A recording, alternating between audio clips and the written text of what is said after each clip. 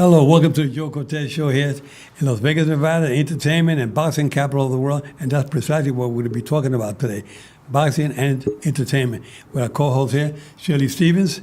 Hey. And we're just here to tell you a little bit about what's going on here in Las Vegas. There's many things are happening, just about with the people keep asking me. I went to a restaurant last night. My friend Leticia opened up a place called Carmelitas here in Las Vegas, and we went there last night. It was amazing. A nice bunch of people were there, and everybody asking me all kinds of questions, and I told them, watch the show today. We'll talk a little bit about it, and that's just what I'm going to do. Okay? So, Shelly, one other thing, we're going to talk about your entertainment in a few minutes, but let's start with our boxing. Yes, I want to know everything about boxing. I've learned so much since I met you because, as most people know by now, my husband is like such an avid fan of boxing. And when we first met Joe, it was love at first sight, and we've been hanging out together ever since. So, yeah, give us some boxing info. Well, everybody says, Joe, you were a referee all your life. No, I was not a referee all my life. I refereed for 35 years. It seemed like a lifetime. But I really started in the amateurs back in New York City, the Boys Club of New York, 111th Street. And it was about 10 blocks or 11 blocks from where I used to live, walk to the gym every night. And it was time my brother Mike and I, actually my brother Mike, they call him Mike Golden Boy Cortez. He's one of the original Golden Boys. Because Sammy Davis was playing on Broadway at the time. It was called Golden Boy to play Golden Boy. And my brother Mike and Sammy Davis, they had them together talking about the boxing. And Sammy Davis was just amazing being with my brother Mike because it was a great play, and Mike went to see it, which we saw it a couple of times, but it was just the beginning of my brother's career. Then he started coming home with some little trophies for the Boys Club. Come on, Joe, come on, join the Boys Club. I said, I don't want to fight. I had broken my jaw when I was a kid, fell off a wall, and I was in the hospital for a month with my jaw broken on two sides. And my mother wanted me to fight. She said, no, that's not for you. You got a weak chin. Well, my brother started first, and then next thing I started sneaking up to the Boys Club, and that's how it all started. I started going to the Boys Club, and they said, the Golden Gloves is right around the corner. So I joined the Golden Gloves in my novice year. As a flyweight, I was a novice champion. Flyweight, you know what flyweight is? It's like nothing, 112 pounds. Wow. And that's what I weighed when I won my first Golden Glove championship in 1960 in Madison Square Garden with 15,000 fans. And my brother Mike won the featherweight championship also with the same night. And we were just so happy. And people say, Joe, but your mother didn't want you to fight because you had broken jaw. But I think my jaw got stronger because to this day, even when I was fighting pro and amateur, I never hit the deck. 45 amateur fights with 43-2 record, and 18-1 as a professional. I never hit the deck. I got stung one time in training. I got buzzed a little bit. A guy named Tony, I forgot Tony something, a nice Italian guy from Mount Carmel, CY up in the Bronx. He tagged me with a punch, and I felt I got buzzed. But the only punch that really hurt me was my brother hit me with a body shot. One of those Chavez punches to the left, to the liver, and I felt that from my brother Mike. Then I went again to this. I won the Spanish Golden Gloves that year. Then I won the New York Open Championship the following year, along with my brother Mike. I beat a guy named Angelo Soto, who was one of the best fighters in New York in that time. My brother beat Frank Colaluca. And we were the first brothers to won in New York, the 2 consecutive years, novice and then open. Then we fought the Eastern Golden Glove Championships. And people say, Joe, you fought the Eastern Golden Glove Championship. That championship tournament was only of all champions from respective states. Everybody was a champion. And we had an elimination. I was a bantamweight, now I was 118 pounder. I got a little heavier, 118 pounder. And I was the only guy to ever knock out 2 guys the same night in Madison Square Garden. And people say, wow, you a bantamweight? Yeah, I was a bantamweight, but I can punch a little bit. I thought I was more of a boxer, but I got lucky in Madison Square Garden, and people are looking at these records today. To this day, they're still looking. And if you know of anybody that can say they knock out 2 guys in Madison Square Garden, I want to know who that person is, because we looked high and low, couldn't find nobody. And my brother won by knockout, won by decision that night. Then we went up to a place called Bear Mountain, New York. Mm-hmm. Went up there, trained for a couple of weeks, and that's when we got a little sharper to go fight for the National Golden Glove Championships. It was in Chicago, New York versus Chicago, the West Coast represented Chicago, and the East Coast represented New York. So we went to Chicago, my brother Mike and I, and there was a great trainer by the name of Emmanuel Stewart. He trained Tommy Hearns, he trained Michael Moore, so many great champions. One day we were in Germany, I was refereeing a fight in Germany. He said, Joe, are you that skinny Puerto Rican that one time beat a guy in Chicago for the national championship? I said, yeah, that's me. I won the national championship. He says, you know that guy you fought, Oscar German? I said, yeah. He said, Joe, he's the guy that beat me. That's why I didn't get to the final, because that guy beat me. You beat the guy that beat me. so that's how my amateur career started. And, it's been a lot of fun. It was a lot of great memory, winning the 2 Spanish Golden Glove Championship, and won the Eastern Championship, the National Championship, and 2 New York Golden Glove Championships, a total of 6 Golden Glove Championships. So I was honored, because people wanted, everybody asked me, like last night, they were saying, Joe, we knew you as a referee, we didn't know you were a fighter. Well, I didn't have no broken nose, no cauliflower wheels. I came out clean because I learned the sweet science of hit and don't get hit. That's how it all started. That's amazing. I love hearing all your stories because I've heard them so many times from my husband, who admired you for so long, and never would I have imagined that I would just meet you one night while we were performing. And it's been like the greatest ever since we became friends. So Wesley's going to really love this show. And see, Wesley, you should have been the co-host today because you could really go back and forth with him. But it's all good because I'm learning from both of you. So, yeah. Well, I tell you, Wesley, your husband, is great. I love his music, his talent. He was one of the original Commodores. Yes, and the Stylistics. Stylistics. Yeah, he started out with the Stylistics back in Philly. Wow. He was only 14 years old when he started. When he started, he played with Lionel Richie, them guys? Yeah, he was with Lionel Richie in the 80s. Stylistics was the 70s. And also, he was performing with the Stylistics when Muhammad Ali was training, where you said was a Bear Lake, I think. Yeah. Right? Yeah, he trained there. And he In somehow... Philadelphia. Yeah. In the Poconos, maybe? Yeah, in the Poconos, exactly. And he had met Wesley in a stylistic show, and he invited Wesley to come up to Bear Lake and everything, so they got to be good friends.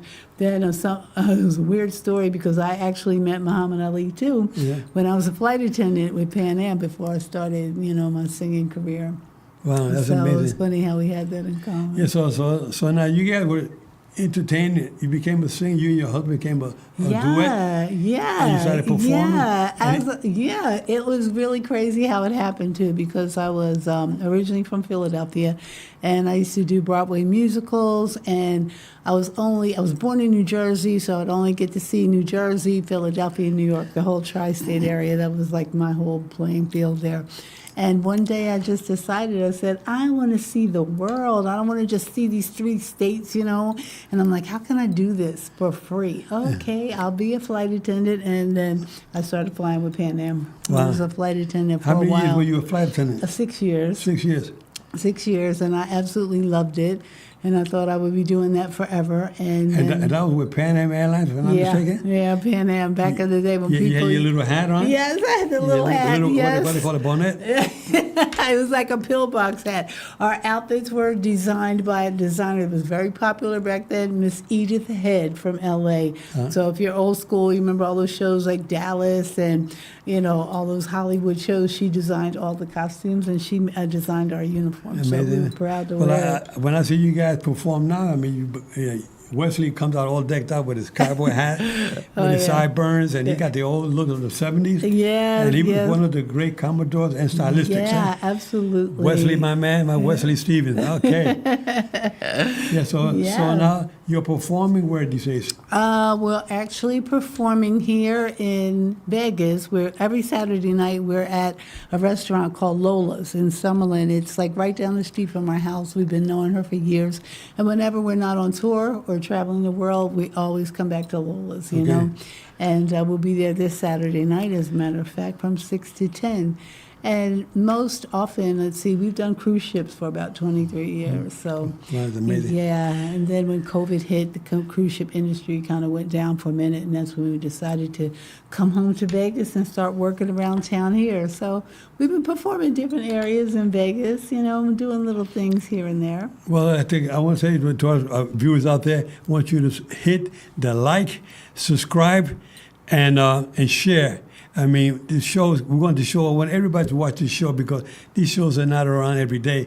And now a show where you talk about boxing and entertainment at the same time. We'll be right back after this brief commercial. We are Integrity Solar America, a veteran-owned business and experts in solar energy. We'll give you honest advice and tell you if solar is right for your home. And we'll educate you on how the 30% federal tax credit really works. Integrity Solar can install your system with zero down and no out-of-pocket costs. Visit integritysolar.america.com or call us at 1-800-988-1569. 1-800-988-1569.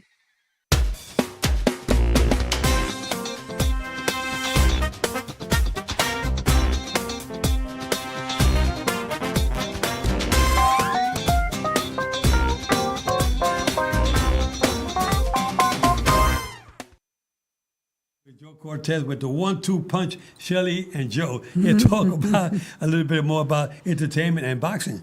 Yeah, the way I got into entertainment was, like I said, I did Broadway musicals, so, I always wanted to be an actress, and then I started flying with Pan Am because I wanted to travel, and one night my friend took me out for my birthday. I was home in Philly, and we went into this restaurant. There was a piano player. He was playing music, and, me and my friend were sitting at the table, and then all of a sudden on his break, the piano player came over. He knew my friend, and they started talking, and, we started talking. I told him I did Broadway musicals, and he says, "Oh, so you sing, huh?" And I'm like, "Yeah." He goes, "Why don't you sing a song with me at the piano tonight?" And I'm like, "Okay, I'd love to." So I sang a song with him. Another guy was in the audience. He heard me singing with Wesley, and he goes, "I'm opening up a club in a month or so. Would you guys be interested in being our entertainment?" And we were like, I said, "I don't do this for a living. I'm a flight attendant. It's okay. No, thank you." And then I thought about it. I'm like, well, this could be something good. So I told the guy, "You know what?" I said, "We'll do it." So I retired from being a flight attendant and started performing, and that just led to wonderful things around the world. So when you guys got married, I hope that your best man was the guy who sat at that table with you and they introduced you to He Wesley. should have been, right? Exactly. Oh, my God. Yeah, we still keep in touch with him, as a matter of fact. Yeah, it was called Mel's Italian on the Hill back in Philadelphia, in almost the outskirts of Philly. Yeah. Yeah, so that was great. That was great. Yeah, we started working for Donald Trump, too. Oh, yeah? Yes, we're at the casino in Las Vegas. Okay. I'm sorry, Atlantic City. So I get the casinos mixed up. I did a lot of shows with him as a referee. Referee at the Trump Plaza. We had so many fights. I remember one night Mike Tyson was fighting. I was a referee, and he was fighting Larry Holmes. And Donald Trump came up to me and said, "Hey, Joe, you could be refereeing the main event." And I said, "Yeah." He said, "What do you think?" I said, "Listen, I'm neutral, He wasn't even thinking about running for president back then. Right, but anyway, I thought, you got to be neutral. I'm neutral. I can't make no comments. I don't know. I said, the best man will win tonight. Exactly. I left it like that, Yeah. But it was an experience refereeing all those fights in Atlantic. I refereed in Atlantic City for 15 years. Wow. How did you go from being a boxer to a referee? Well, I started managing hotels down in Puerto Rico. I started as a front desk clerk, and I worked my way up to executive manager of this hotel there called the Elkin Kister Hotel. And that's when I met great guys like Willie Mays, Thurman Munson, Sandy Koufax, you name it, Joe DiMaggio. I was managing, but then a guest at the hotel named Pat Masher, may he rest in peace. He was a guest at the hotel, and he called me. He called the operator and said, "Can I speak to the manager? I see his name on the bulletin board, Joe Cortez." He got me on the phone. Are you one of the Cortez brothers from New York that won the championships? I said, "Yes, it is, Joe Cortez." He said, "I used to referee your fights." I said, "Really? Where are you?" He said, "I'm in the lobby." I said, "I'll be right there." I came down. I was all excited about meeting Pat Masher. And it so happened that I was there already 6 years, and he says, "If you ever come back to New York, here's my phone number, give me a call." And the following year, I was moving back to New York. The following year, I was born and raised in New York, but I took 8 years in Puerto Rico. And then I decided to go back, and I called Pat Masher up, and he's the one that planted the seed in my head by saying, "Joe, now that you're back in New York, would you like to get involved with the amateur tournament with the refereeing?" I never thought about that. So I started with a Webster Avenue up in the Bronx. They had a police athletic league program with the young kids, 10, 11 years old. I started refereeing these young kids, and before you know it, He said, the Golden Gloves right around the corner, Joe. You're looking pretty sharp. You're doing good fights with these young kids. Maybe you'd be good for the, Golden Gloves. And one night I went to Brooklyn, and there were 3 feet of snow. No referee showed up. I was the only one there. Mm-hmm. And those tournaments, they have like 27 fights. They had 27 fights that night. Mm-hmm. I had to do all 27 by myself. Wow. But they were novice. They were quick knockouts. I had to stop them sooner than later. But anyway, that's how I started. As a referee, I did it for 6 months. I got a call from after I did the quarterfinals, the semifinals, and finals. That normally you don't do the first year. Pat said, Joe, you will do the semifinals or quarterfinals or finals this first year, maybe next year. When I got a call, I said, Pat, they want me to work these quarterfinals, semifinals, and finals. He said, Joe, nobody does. I'm surprised. And that's how it all started. The New York Commission called and said, Joe, we want you to come up and want to talk with you. I went up there. There was a guy named Frank Morris, Deputy Commissioner Frank Morris. He said, Joe, I was watching you the other night last week at the Madison Square Garden. You were refereeing 2 championship fights, and one of them happened to be Juan Laporte, who many years later became a world champion, and he was one of the fights I refereed that night. And he said, Joe, I was watching you last week. You got talent to become a professional. I said, I've only been doing it 6 months, Mr. Morris. He said, Joe, we don't want you to waste your time in the amateurs. Mm-hmm. You got the talent to go pro. I said, well, am I going to be working? I mean, I don't want to get a license and be sitting there and do nothing. He said, no, you're going to be working. I promise you work every show we have, 4 rounders and 6 rounders. And I did that for about a year or so. And I remember my heart was I was so happy to be a licensed as a professional referee, that every check I received, I gave it to a youth program, a rehab program, because I had a couple of friends that grew up with me, and they were drug addicts, and they were at a rehab place, a guy named Bimby, and for 99th Street, Park in Madison, and he was at that place, the rehab place, and somebody said, Joe, you got a friend at this rehab place up in the Bronx, maybe you can help them out a little bit, And I said, yeah, I'd like to do that. So I donated every check I got from every show I did that year, I donated to that rehab program. A guy by the name of John Horn was the director.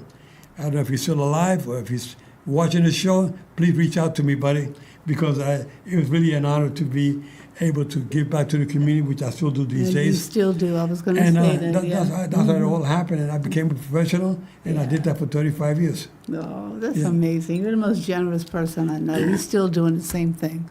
Mm-hmm. Well, always helping I'm people. just happy that I was able to get involved in boxing, because boxing opened a lot of doors for me, and I was able to help out a lot of youngsters out there, a lot of kids that go through difficult times from broken homes. I came from a single parent home, so I know what it is growing up that way, without the love and without the attention and with the caring and the father image. I didn't have that growing up. Mm-hmm. So, my mother had to play the role of a mother and father. Mm-hmm. She did a good job, I think, because I never got into any kind of trouble, no gangs, no criminal record. I was pretty good, and I did the right thing. And my brother and I, did it pretty good, I think.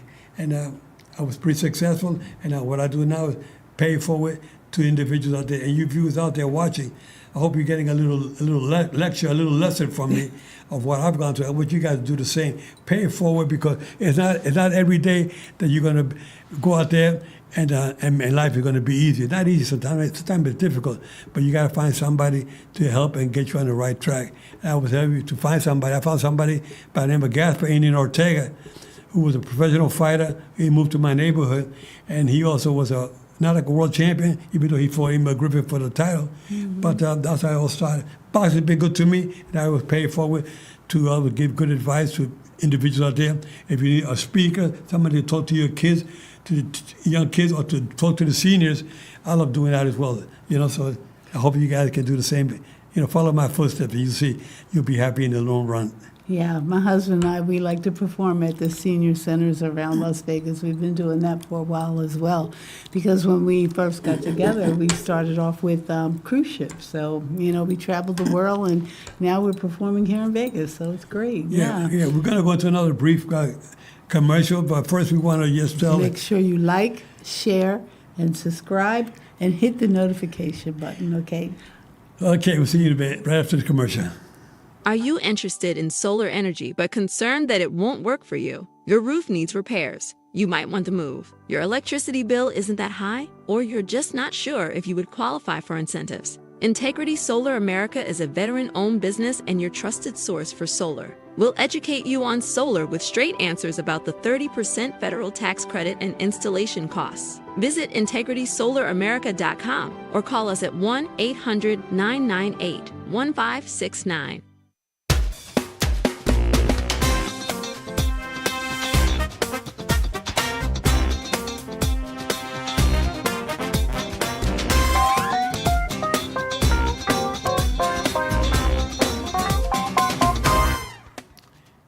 Well, welcome back to the Joe Cortez Show here with Shelly Stevens and myself, Joe Cortez, to talk a little bit more about entertainment. We talked about enough about boxing, but I want to ask Shelly a couple of questions about some of your friends out here performing here in Las Vegas right now. Yeah, and you know what's so amazing is, like I said, my husband and I performed on cruise ships for 23 years. And while we were performing on the ships, sometimes they would have these entertainers come from Vegas. Remember Legends in Concert? They were very popular here in Vegas. And a lot of impersonators, like Cher, Shakira, Aretha Franklin, so many people. So they compiled this show together and they started putting them on cruise ships. So when they came on board, I was so happy to know that most of them lived in Vegas. So we all became good friends and we stay in touch. And we've had a couple of them on our show. And then we're trying to get some more because I have a good friend. Her name is Danita Asbury. She has a show coming up very soon where she does a tribute to Aretha Franklin, and it's all about Danita looking, sounding, everything. It's Aretha just Franklin, Aretha Franklin. Aretha Franklin had a voice. Oh my God, yes. And she's still alive today? Is she still alive? Aretha Franklin? Yes.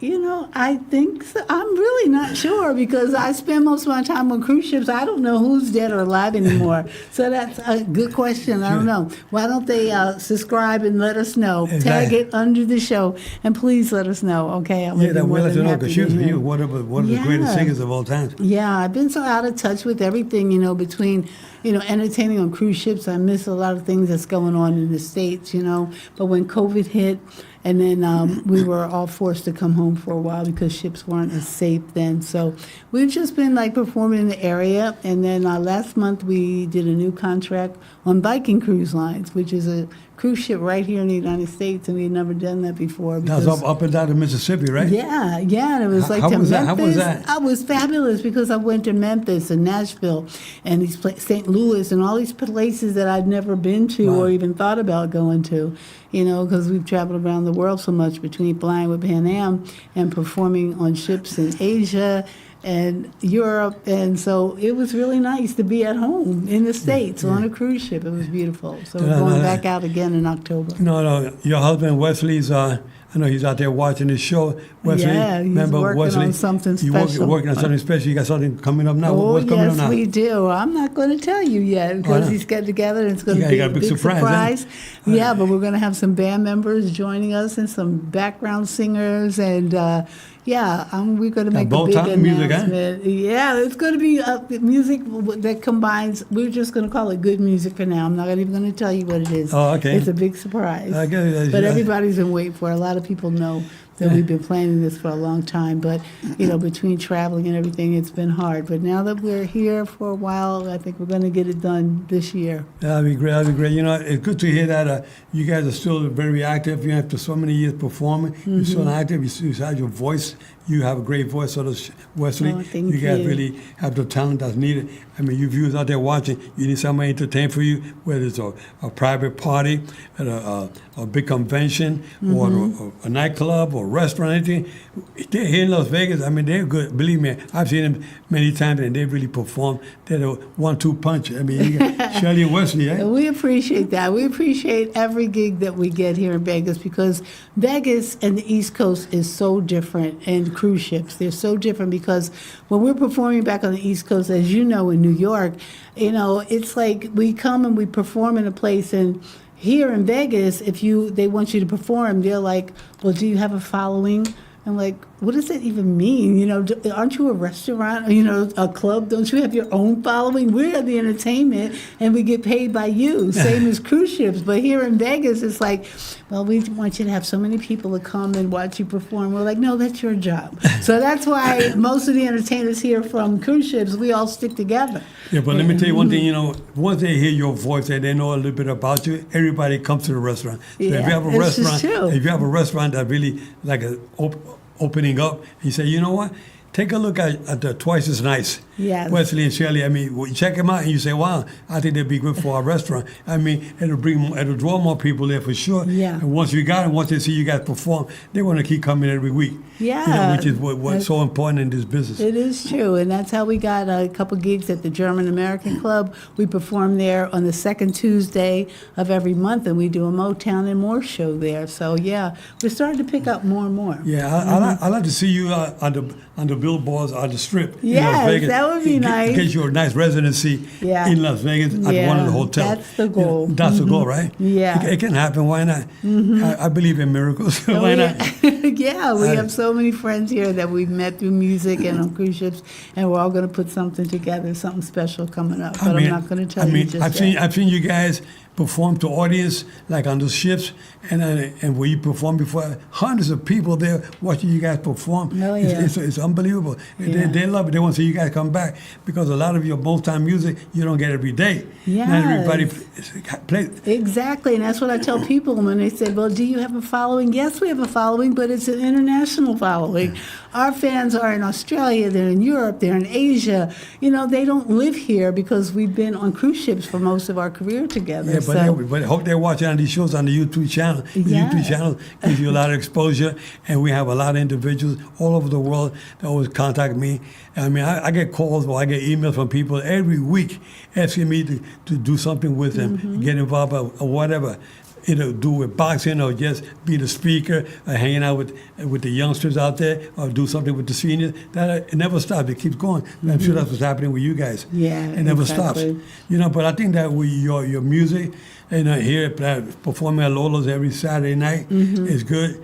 And I hear that the German club, people they call it German American Club. Yes. And if you go there, you see a lot of individuals get on the floor and they dance, Yes. especially when you start singing those nice, beautiful songs. I mean, you're hip hop, all kinds of music. Yeah, we do everything. You know, you have to. And people always say in Vegas, too, what kind of music do you play? We're like, we play everything. And they're looking at us like, no, you can't do everything. And we're like, yes, we can. We can sing in 7 languages. I may not be able to speak 7 languages, but I can sing and tell you what the song is about. And we do. We sing in 7 languages because we're all over the world, you know. But now we're trying to establish ourselves here in Vegas. So, Yeah, that's and we good. thank you for helping us, you know. No, well, that's good. That's why I got you as my calls on my show, because we can't just only talk about boxing every week. I mean, it is the entertainment capital of the world and the boxing capital of the world. So I said, she'd be perfect as a call because she knows what she's talking about when it comes to entertainment. And then I could talk my boxing. I think I know enough to share some of my knowledge and wisdom with you guys out there. But I can tell you that every week we try to bring somebody on the show to try to talk about their backgrounds, wherever they come from, what they're doing, and I have so many individuals lined up in the next couple of months. People keep calling and say, "Joe, can I get on your show?" I say, "Wait a minute, I'm booked for the next 4 or 5 weeks." But I always try to find a time and place to put everybody on the show to talk about what they're doing, whether they're lawyers, law enforcement, sports, entertainment, you name it. We cover it all here under the Joe Cortez Show every Friday here on the YouTube channel and Facebook, just so our viewers can get a little bit more of what's going on here in Las Vegas, the entertainment and the boxing capital of the world. We have to let everybody know. We had a guest on the show a couple of weeks ago, Tanja Jones. She's in all Motown. It's a beautiful show with these young ladies that sing all the songs of Motown, the female artists, even a couple of the male artist songs in there. We went, it was fantastic. Right. And then we got another friend, like I said, mentioned Janita. We went to see Jenny Romas' show. Right. She has Excite the show. Check her out That's as a well. great show. I like that show. Murray, the magician, we've had him here. So if you want something to be promoted, contact us. You know, like we said, hit the notification bell, subscribe, share, and just give us a call and let us know when you want to come on. Yeah, we like to have our viewers watch us every week because we are maybe not the greatest show, but we're hard to beat. You know, I don't want to brag and say we're the best. I'm saying we're probably one of the best. If we're not that great, you know what? Like I said, the right one will get you, the left one will. Because he's Simple as fair, that. but he's firm. We try to do the best to keep you guys entertained every week. And we want to thank Rick, engineer. Our What a great job he producer is does for us. great. And his beautiful wife, Jeannie, always Yes. here to give us a helping hand and support. We appreciate it very much. Catch you guys next week. Take care. Keep your guards up at all times. Take care.